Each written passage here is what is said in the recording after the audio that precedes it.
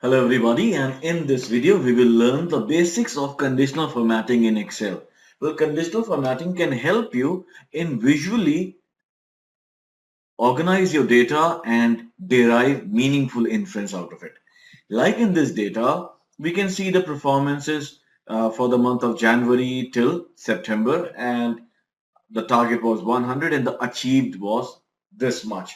Now you can see that this was the highest, one of the highest point 81, 90 was the highest point, the lowest point was 25. Now you have to look through your data tediously to find this, but we can use conditional formatting to achieve these results, to visually see what is right, what is wrong very easily. Like what I'm going to do is less than 50, we will color them automatically in red. Greater than 75, we will color them automatically in green. And things between 51 to 59, we'll have them in yellow. So to do apply conditional formatting, we need to select the range. And then in the home tab, we need to click on conditional formatting and choose highlight cell rules. In our other videos, we will cover these things also. So in highlight cell rules, we get a lot of options. Greater than, which is of course anything greater than a given number, like in our case greater than 75 over here. All right, less than, like in our case less than 50, you can give a separate color. Between, equal to, text that contains a date occurring between a range and some duplicate values. So if we choose greater than, by default it will try to find an average out of this and try to give you certain values which are greater than in a specific color. Now we can input whatever value we want to use for greater than. So anything greater than 75, and we can select a cell, a color, say green.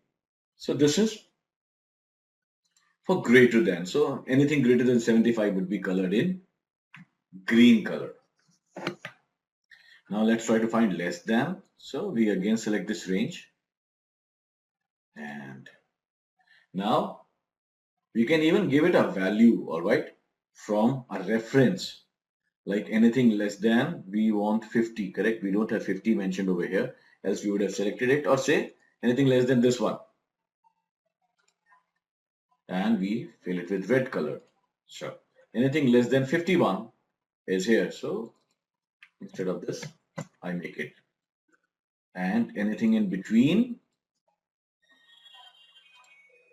so you can give two values. Say we wanted anything in between 51, so we had already 51, so 52 to say 59, and we fill it with a specific color. And if your color is not here, you can go to custom format and choose a color from this fill section of your choice. Like I am using, say, this color. All right. Okay. And you're done. So this is how you use the basics conditional formatting, which is really helpful. You can also try the other options over here. All right. So like equal to, cell that contains, this is for text formatting. And if your data has range, then you can select a date. So like yesterday, tomorrow, in the last 7 days, last week, this week, next week, last month, this month. So you can use it that way. It's a wonderful thing. This is how you use conditional formatting in Excel. See you in the next video.